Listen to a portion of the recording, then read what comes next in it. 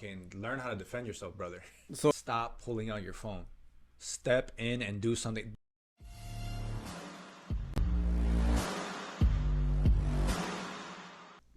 welcome to episode number 5 of the Results Over Everything podcast.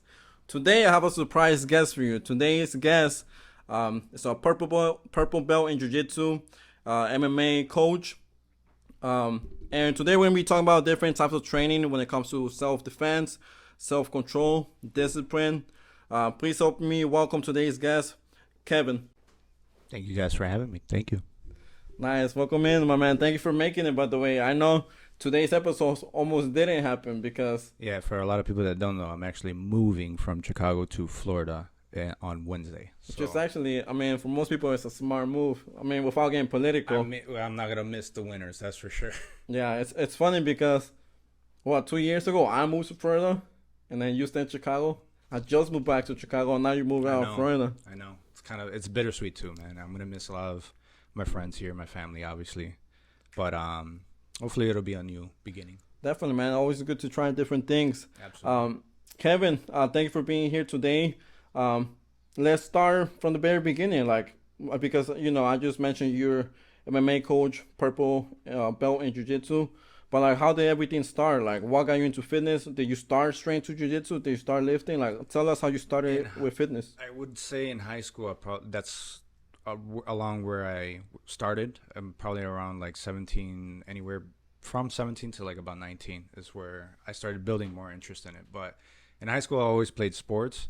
It just never sticked to one or the other. I didn't even know you played sports. Yeah, I played baseball. I played football for a little bit and basketball, but I never really stuck to it. I always campaigned for a wrestling team in my high school. So guys that are in school right now, if your school doesn't have a wrestling team and you really want to do it, freaking campaign for it. Bug your principal, bug your counselors, whomever, find the budget and get it, because I'm sure you can fund it and get after it. So you think more guys should learn how to wrestle and fight? I mean, if you're going to try to segue into martial arts, wrestling is the only, I guess, combat sport in school that you can take that'll be closest to that. So I think if you start off in that'll be a really good discipline. So in jiu-jitsu, typically D1 wrestlers, guys who start off from college, will get their blue belt right away because they're already proficient in taking you down. They know where to dictate the fight, but they don't really know submissions. They don't know the core basis of jiu-jitsu. So for people that aren't familiar too much with MMA, because there's jiu-jitsu, there's boxing, there's kickboxing, there's wrestling, and what's the big difference? So judo's actually the art of tripping, taking them down too, but it's also more of a form of it looks almost like a dance where if you look at sambo too, sambo kind of adds all of that together, where they wear the gi but they wear no bottoms. It's kind of like spandex shorts and wrestling shoes.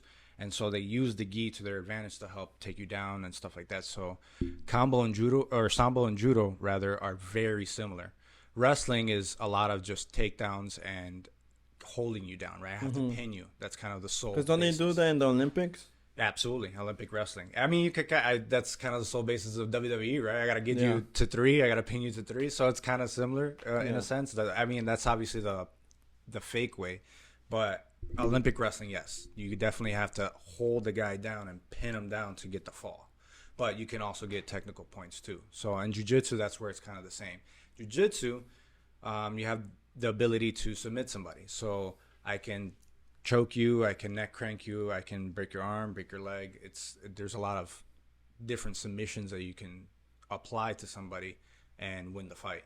And for people at home that might not be, because the way you describe it, for some people it might sound a little scary. But who do you think should do you think more people should practice jiu-jitsu? Do you feel more people should practice boxing, kickboxing? What's something practical for the average day people? Most definitely. Well, kind of to go back to your question, how I got into it was just simply the dangers of Chicago. Being in Chicago, there's a lot of just craziness that happens within the subway, and you can attest to this. I mean, we're both guys that just commute to work. We go on the train, whether it's the red line, the blue line, whatever, and even the CTA bus, you'll run into crazies. But I had one guy just randomly try to finesse me from my iPod. I was probably like 19 at the time. I was going to visit a Were girl you that skinny or wimpy, or why would they pick you? Yeah, I was definitely skinnier for sure. But at the time, I definitely wasn't lifting, or I don't even think I started jiu-jitsu yet. So this guy had claimed he got out of jail, claimed he had something on him. I didn't want to take the risk, so he asked me for some change. I gave him whatever I had just to kind of get him off my back, and he like slapped the change off my hand, and that's when I was like, "Yo, what the hell?" And so after that, he was like, he got off the train and he just started like berating and harassing other people. And once I got off the train, I kind of was just looking at where he was going, and I eventually ran into the cops that were just at the gas station, not too far from the train station that I got off of, and I just told them and whatever. I went about my day, and that always like stood in the back of my head. I was like, man, why did I let that happen? Why did I let that happen? Like, had I learned, and beforehand I was watching UFC. I was watching a lot of pro wrestling. Yeah. At the time, Brock Lesnar had just joined the UFC too. Okay. Yeah, so that was a big peak of UFC as well. So I had already kind of wanted to dabble into it, and I guess that was like the turning point for me, was just fucking learn how to defend yourself, brother. So when he did that, like, you were 19, he did all of that you said. I mean, and you kind of let it happen, not because you wanted to. Like, it sounds like you didn't have a choice. How did you feel like when that happened? It was definitely out of fear, and I think that's obviously what causes people to tense up in certain situations, right? And then because it's your fight or flight. Exactly. And so that's another reason why I feel like people should train jiu-jitsu, because it changes your entire nervous system, and that you can actually calm yourself in situations like that, where you can kind of tell if a guy does pull something out, you can defend yourself, or you can at least defend yourself enough to get out of that situation, right? Because you can always still run away and not have to engage with somebody, because that's what you ultimately want, right? Nobody ever really teaches you how to get out of a fight with your words too. Mm-hmm. And that's what a lot of jiu-jitsu coaches probably miss, is that you can still get out of fights without even having to lay a finger on somebody. Mm-hmm. I could just talk my way out of it. Because you know what's crazy? And like, now you're like one of the calmest people I know, and you're also one of the most, for lack of a better word, like, savages when it comes to fighting. Like, you could probably beat up almost anybody I know, but for some reason, like, you're almost always calm. Like, for example, the other night when we went out, you were the one that stayed calm. Like, for me, like, I actually said something back to him. Like, it's like, he said something like, "You gotta check your shirt" or something. Then my other buddy, he didn't say nothing. You just said, like, let it go. Walking. And then I was the one that said talk shit. I was like, bro, you gotta check your mouth. You're telling him to check your shirt, you gotta check your mouth.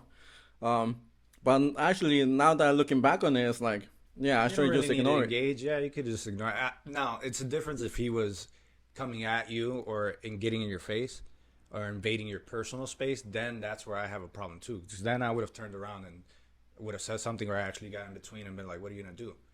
You touch me first," because obviously I'm the one who knows the most here. So I feel the obligation or the responsibility too to actually mitigate a lot of those problems. Going back to what you said earlier when we were talking about the guy that was talking trash to us that night, you said you feel like the responsibility to protect. Is that because yes, you said you're the most capable when it comes to fighting, but is that also just like, do you feel like, because I feel like that's just a man's job. At least out of my friends, I know, okay, cool, these guys don't really know what I know, so let me handle this. Well, I'm talking about different situations. Like, I mean, you never know what anybody has either, or what anybody knows. Well, I'm saying in any situation, I feel like a man should be able to. 1,000%. That's always going to be our innate, right? Our primal sense is to always try to like protect what we love. Yeah. And that goes for anything. That goes for your pets, your parents, your significant other. You're going to want to protect them. I love you just as much as my brother. So like, of course I'm going to get into the tips with whoever is trying to start shit with you, because that's what having your back is, right? That's also loyalty too. So whom you're loyal to, you're going to also want to protect. So that's a big reason. Another reason why women and men should train in general is just to try to protect what's yours. And people always try to, I guess, fight the other way, meaning like the very, very woke way. Like, oh, well, nothing's ever worth somebody's life. Bullshit. Like, if you're if you're invading my home, you're invading my space, you're invading anything that's close to me, and I don't want it, I'm gonna put my hands on you. So let's go back to your story, the one you said about the train. Mm-hmm. So after that happened, were you already practicing jiu-jitsu? Were you not doing anything there? No. I wasn't practicing at all. I think after that point, I just made it a mental note for myself to just watch more UFC, watch more of the sport in general, just to kind of get more of the understanding. And obviously, a lot of fighters will tell you, oh yeah, listening to Rogan got me into jiu-jitsu. And it's true. Listening to him break down what positions are happening in front of you while you're watching a fight definitely helps you understand jiu-jitsu in general. Like, there's a lot of people that watch fighting and don't really know what's going on, but because he's breaking down what's happening, that's kind of the key importance of having a good announcer, right? Yeah. Is just having somebody to break down what's going on within the action in front of you. So that's kind of what got me really into it, is because I was understanding what he was telling me. So if you could kind of understand that, it's kind of like having an instructional in front of you in real time, while it's happening live. So it's pretty cool. And that's what made me go and Google what was around me. I think at the time I was living on, for people who live in Chicago, I was living by Armitage and Hamlin, or Fullerton and Hamlin. So I would go to Carlson Gracie, which is like right there on Diversity in Milwaukee. I think he's still there for people who want to go visit him. Carlson Gracie Jiu-Jitsu is really, really good school. Actually, Mike Zagorkel. Oh, really? Yeah, I think he started off there. So it's a great school to start training at. So it's really big, right? So you started straight into jiu-jitsu. That's kind of the gym where I started off in, and I just started doing Muay Thai, kickboxing, and dabbling in jiu-jitsu. I just didn't have a gi at the time, so I was kind of like, it was rough on funds. So I just found a group of dudes that would just train there and then see if I could just pop in every now and again. And that's kind of what started the ball. I would bike it to the gym. It was not that far. It was maybe like a mile and a half. And that's literally what just got the ball rolling. And a lot of fighters will tell you, or practitioners will tell you, that they don't cross-train, or cross-training is useless, just roll. What do you mean cross-training? Meaning like lifting weights, going on the treadmill, swimming, doing all this other additional stuff to help you advance. Why would that be useless? Some fighters will say that. They'll be like, oh no, just do jiu-jitsu. Do more jiu-jitsu. And that's true. That's very, very true. But at the same time, you're going to want to get stronger. You're going to want to get faster. Man, you know, Michael Jordan was one of the first professional athletes that started weight training while he was playing basketball. I believe it. So, I mean, didn't Tiger Woods... Everyone does. Kobe Bryant, I mean, now it's a common thing. Trainers, and to add to that, like, cross-training, like, when it comes to lifting weights and doing resistance training, you don't have to train like a bodybuilder, you know, as long as it's functional strength training. Or it's functional to the sport. Exactly. It's functional to the sport. And that's very, I think a lot of MMA fighters nowadays, they cross-train. They look for any little thing to give them the advantage, right? And to help cut their weight. Yeah. So that's another thing that you guys have to think about as well when you're starting off in the sport, is managing your weight. It's going to help you lose weight. It's definitely going to make you fit a lot faster because of all the cardiovascular endurance, and then also how much you're implementing your muscles. But at the same time, you got to also know who you're fighting against, right? You got to also know like how big your opponent is, how the weight advantage is, how much they know, how much knowledge they have, right? And that's why they have different skill brackets, because you did your jiu-jitsu tournament, right, at white belt. I was white belt. Right, and you did it at what, beginner or intermediate? Beginner. See, so there's different levels and skill sets. And I still got crushed. It's hard. It's hard though. It's a difficult thing to do, especially even at the local level. Yeah. A lot of guys will want to compete and do absolute and do the super fights and do all this stuff, even just at blue belt. Mm-hmm. There's a lot of blue belts that once they get their blue belt, they start thinking huge. Yeah. They start thinking real big. They want the sponsorships. They want they want it all. And they think they deserve it because they've gotten to blue. And that's not truly the case. Unless you've maybe a D1 wrestler, have a couple fights under your belt, and you're actually crushing the competition, then that's a different story. Then you can actually campaign for maybe a sponsorship or bigger grappling matches. But if you're just starting off, if you're just a white belt and you really had to grind your way to get that blue belt, sit down, calm down, just go through the motions, right? Still, because honestly, the levels for me, how I see it is white belt is a lot of survival. right? When you get into the sport and when you start, you're gonna definitely get beat up a lot every day, all day. It's just the name of the game. You don't know anything yet, but then once you start getting a stripe, the second stripe, third stripe, then you start understanding more. Okay, I'm surviving more, and now I'm actually tapping people. I'm getting a tap here, I'm getting a tap there. And when you get to blue, it's about learning, actually implementing the fundamentals that you learned, the stuff that coach actually taught.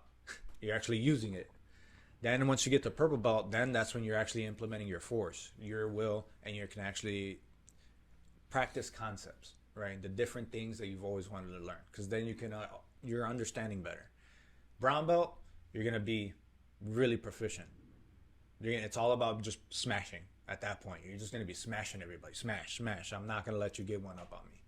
Then at black belt, it's just you're efficient. Yeah. It's just you're gonna be writing poetry at that point. It's just beautiful, beautiful violence, because because they can do whatever they want to you. They can do whatever they want to you, man. And it's like, oh fuck, you're like, and you're trying and you're trying and you're trying and you're stuck. And it's like that every time. Just a really, really, really, really, really good black belt will ruin your day, but in the best way possible. He'll really humble you. And that's kind of the name of the game. You're just always going to meet somebody that's going to be better than you, and it's going to humble you, but it's going to make you better. You don't always have to hold that as a grudge, because a lot of guys hate losing. I can't tell you how many guys that grapple that are sore losers. You don't have to be a sore loser. You just have to be better. Be better than the next time. Obviously, you're not going to be able to put up the highlight reel or put up the medal up on the gram or whatever the fuck. Who cares? Get in there and just keep trying, and know that your time's going to come and you're still going to get that belt if you're staying consistent. Let's go back to your original story, not to be redundant, but now that you actually learn what you know, now that you're actually very proficient in jiu-jitsu, boxing, kickboxing, what did that do for your confidence? What did that do for your self-esteem? Like, because I imagine you're not the same person you were at 19. Oof, man, a lot, I would say. It formed me into the man that I am now. I think back then I was a lot more immature, a lot more childish. I just cared about, going out, hanging out with my friends. I didn't really have set guidance up until I started training more and realizing the discipline that you really have to put into the game. And at the time, I was also considering and fighting and doing MMA and all that. But there was no real, I guess, good local outlet to fight in. There was, I think, XFC that was here in Chicago. There's a couple local spots. Now I think it's bigger than ever. Now I think if you have the drive to do local fights, you can get noticed and you can get management and stuff like that to help guide you to bigger and better fights. But back then it was really hard. It was super hard. And then also trying to find a job to help supplement the training was difficult too, because I was just starting college. So when you're a poor college student, you're going to look for any little avenue to try to train for free or at least as much as you can for free, right?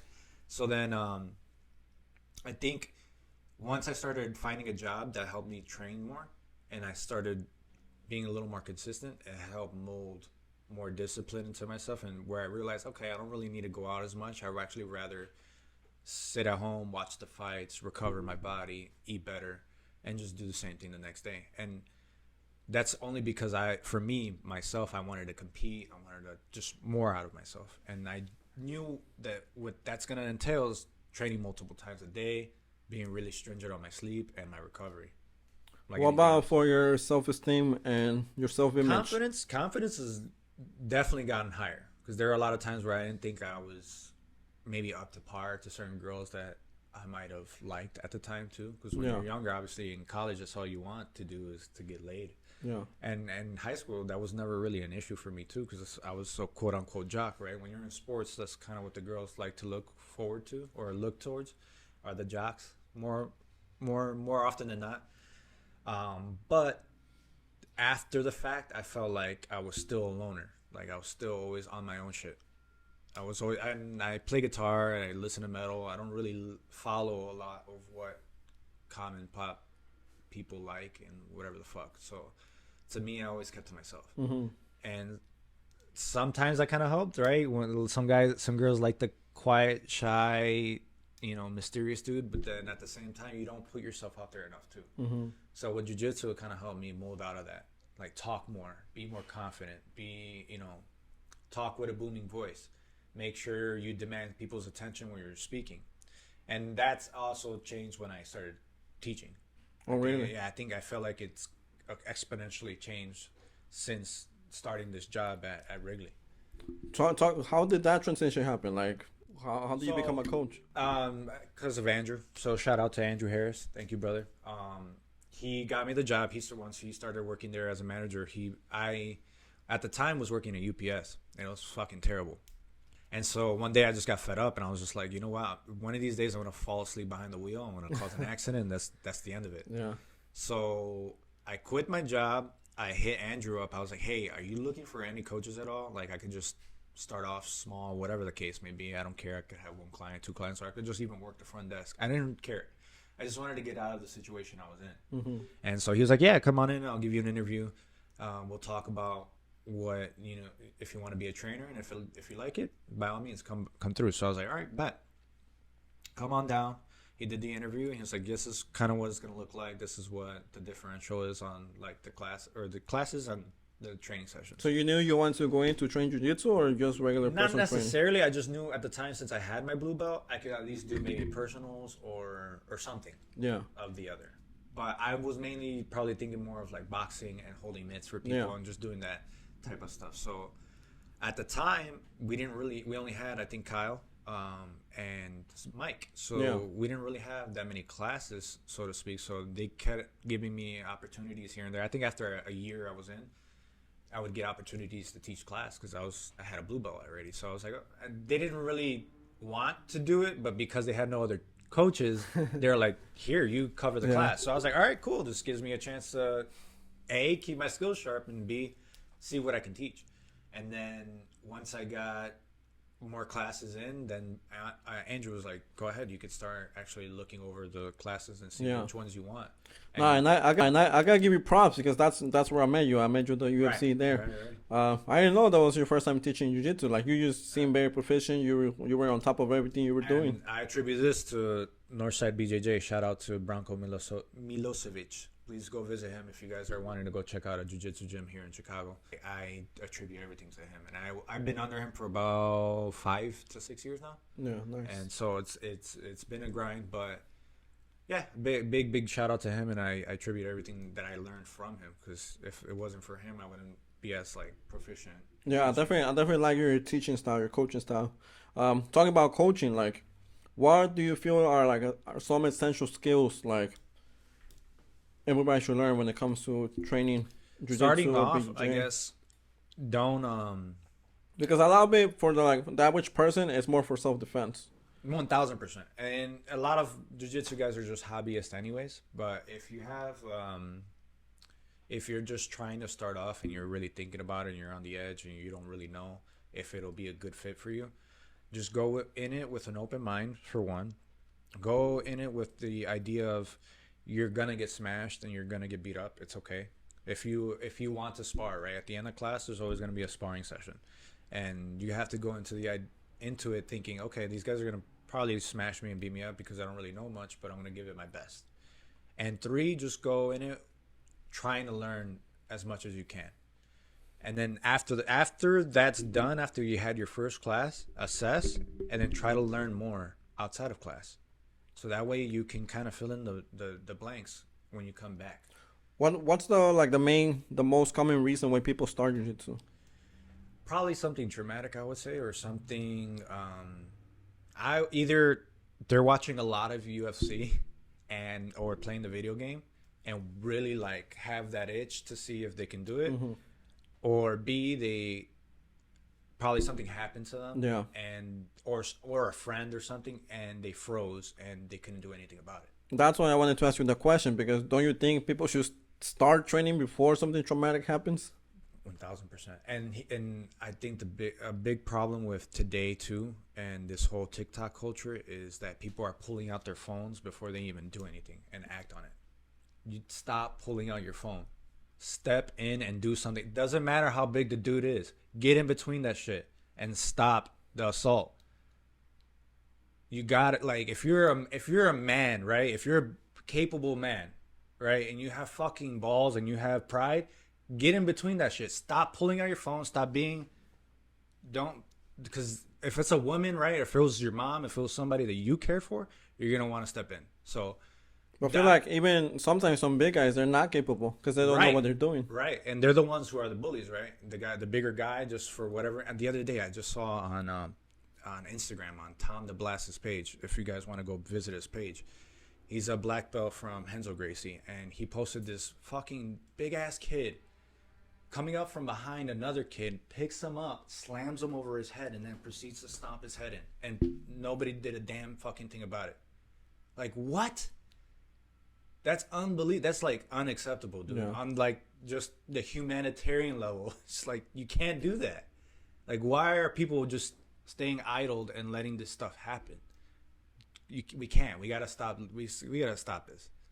It just has to stop. And now, if kids implemented this into their routines as teenagers or learning this in school, a lot of this shit would stop. Do you think teens, like people should start early on, like teens? 1,000%. And I think you're starting to see that now more with the little kids that do take jiu-jitsu at the younger age. How do you think that will affect Chicago's violence? Like if people actually learn to fight? Oh, it'll go down.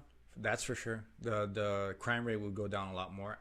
Would that change the fact that people still won't have weapons on them? No, it'll probably actually entice people to keep weapons on them, but people will probably have more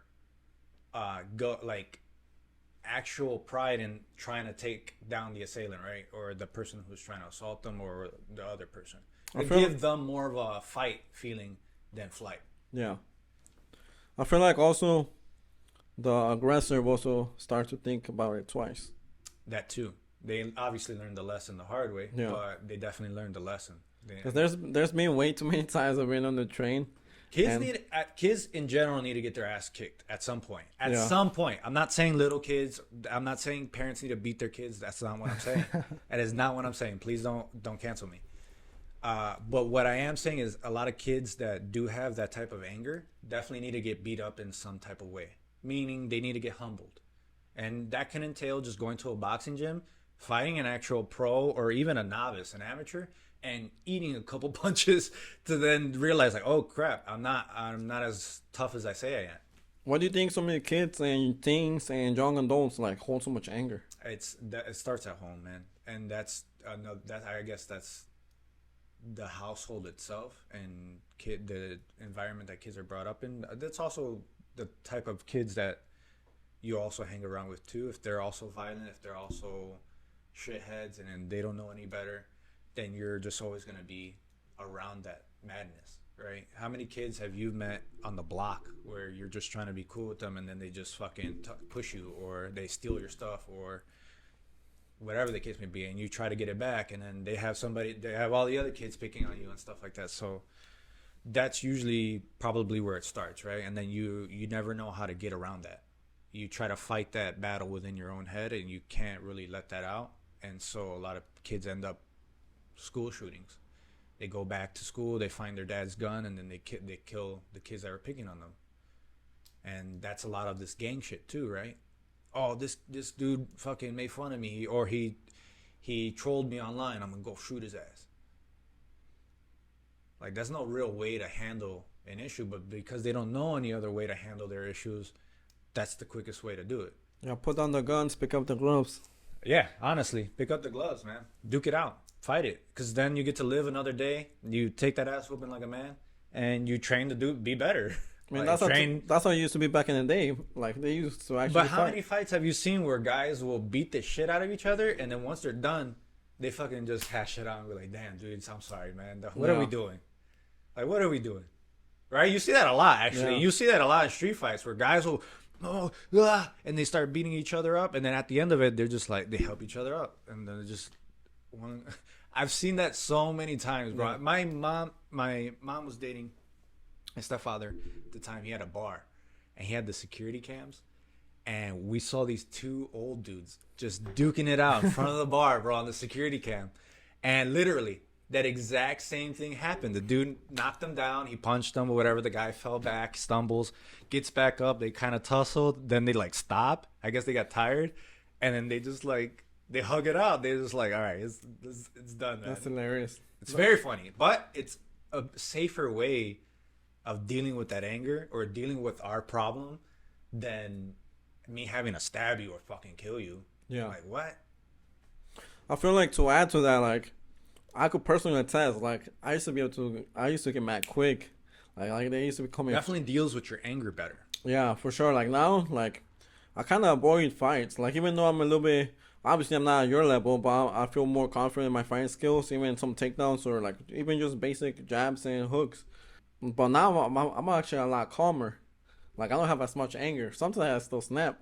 How do you feel after class or after you would take a class? After a class, I mean, one, obviously tired, but two, also a little bit accomplished and like refreshed, right? Like, yeah, like a mental clarity. Like, for sure. You can kind of deal with the violence of the day or whatever the hell is going to happen. For some people, it could be a therapy. Exactly. That's kind of what it is, but you don't really realize it, right? And it does change your nervous system. Like I said earlier on, is jiu-jitsu, the more you do, it's going to definitely change the way you look at fear, for one, and the way you look at combat in general. And like altercations. Altercations to you are going to look so fucking funny. They're gonna look goofy unless unless it's very, very violent or somebody's about to get violent or they have a gun on them. Then shit changes, right? Shit gets a little more serious. But when like girls are arguing or guys are about to square up and they're like, it kind of gets goofy. And now it's actually silly to watch. Yeah, it's very silly to watch, and you see it a lot too. And it's just like, what are you guys doing? What are you guys doing? Get up! Like, come on. And when it's happening to you, obviously it's totally different. But I think once it does happen to you when you're at that level, you'll definitely learn how to manage the stress and everything about it way better. Oh, 100%. Way, way better. There's so many situations where the old me would have actually started swinging or actually escalated the situation. Yeah. Now, I'm like, bro, just keep it moving, dog. Like, yeah. It's one of those things where you just learn to, like, walk away from the situation because you know it's not worth it, too. Exactly. It's never going to be worth it. Adding on to that, like, on the people who should learn jiu-jitsu and, like, actual combat, like, what about the police? Do you think they should learn?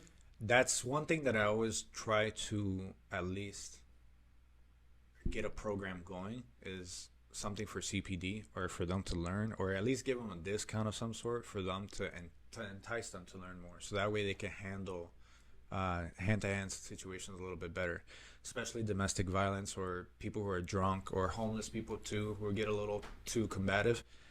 They'll learn how to manage those people a lot better, because there's a lot of that here in Chicago in particular. Is just homeless people that don't know where to go and they get a little too violent, or druggies. But overall, definitely the CPD program in itself should have some sort of jiu-jitsu involved. At least it should be a requirement, and they should at least be a blue belt. Because at blue belt, I feel like they'll know enough to hold somebody down, put their arm behind their back, and handcuff them and whatever. And they don't have to pull their gun out. They don't have to tase anyone. They could just mitigate the situation like that. That's all you really need, to be quite honest. And then obviously from there, they'll probably be so proficient or a little more enticed to learn more down the line to get their blue or purple, brown, and black belt. Yeah, why aren't they doing it now? Not sure, to be quite honest.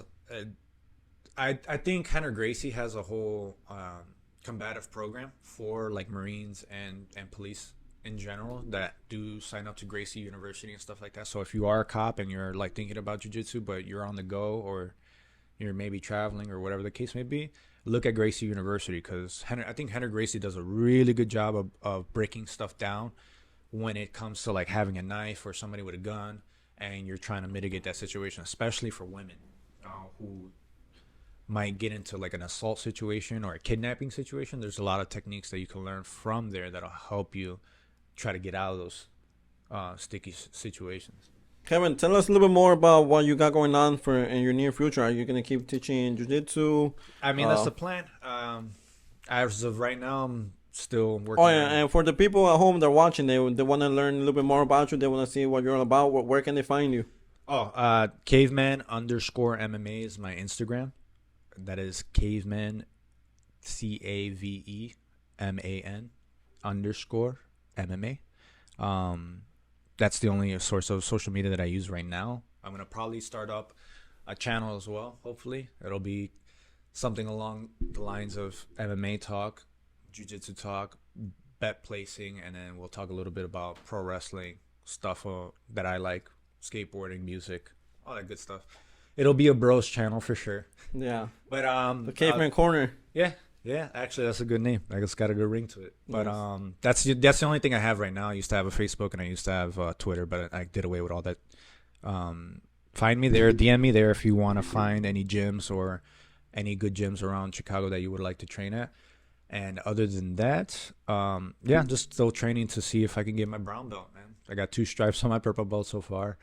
I'll be moving to Florida, like I said, on Wednesday, and hopefully I can find a gym out there to keep beating people up. You're moving at a good time too. They're pushing the whole COVID again. I mean, I think that's gonna be everywhere. I think that's what they're planning, I might right? move with you again. That's what they're planning. We'll see. There's a lot of craziness going on, especially with these aliens. Yeah. That's Kevyn, another thing we're gonna talk about. Yeah, Kevyn, thank you so much for being a great guest today. Absolutely. Thank you for sharing those tips with the people at home to actually start making them aware of why Jiu-Jitsu is so important on their day-to-day life. Leave us with your best tip of advice for someone that's looking to get into Jiu-Jitsu, self-defense. Like, what's like an advice you would give your younger self if you're completely new to this?